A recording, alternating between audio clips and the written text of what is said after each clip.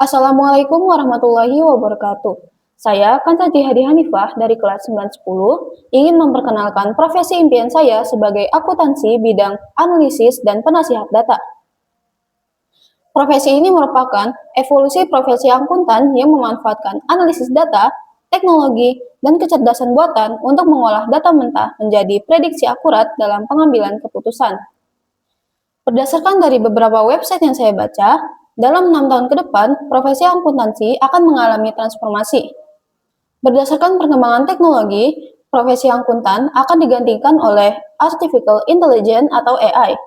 Namun, hanya pada tugas-tugas yang bersifat repetitif dan rutin, contohnya pencatatan dan penyusunan laporan keuangan.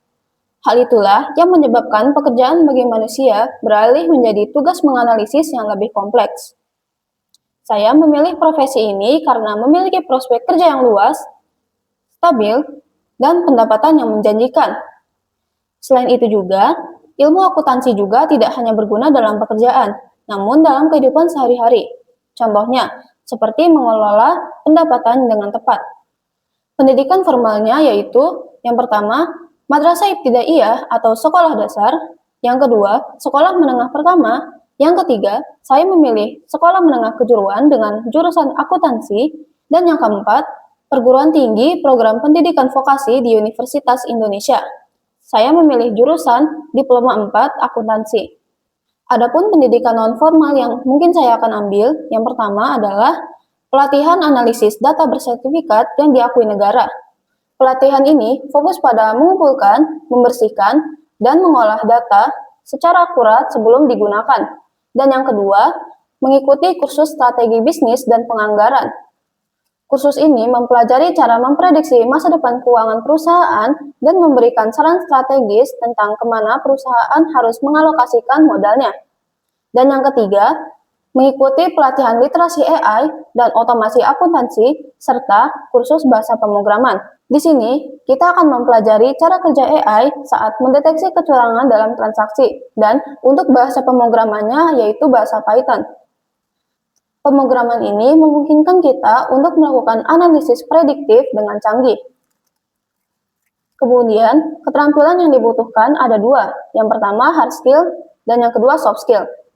Untuk hard skill, yang pertama adalah memiliki kemampuan dalam menganalisis data keuangan, yang kedua, dapat menggunakan accounting software, dan yang ketiga, dapat melakukan pencatatan transaksi dan laporan keuangan dengan akurat dan detail. Untuk soft skill-nya, mampu berpikir kritis dalam memecahkan masalah. Yang kedua, memiliki kemampuan beradaptasi dengan perkembangan teknologi. Dan yang ketiga, memiliki kemampuan komunikasi yang baik. Penggunaan software akuntansi, yaitu Microsoft Excel dasar, merupakan kemampuan yang sudah saya miliki. Sedangkan, keterampilan yang belum saya miliki yaitu kemampuan menganalisis data dan berpikir kritis. Kedua keterampilan tersebut saat ini masih saya kembangkan. Selanjutnya, dampak jika tidak memiliki skill yang sesuai, yang pertama adalah laporan keuangan menjadi tidak akurat dan beresiko membuat perusahaan yang kita olah menjadi rugi. Dan yang kedua, sulit mendapat pekerjaan.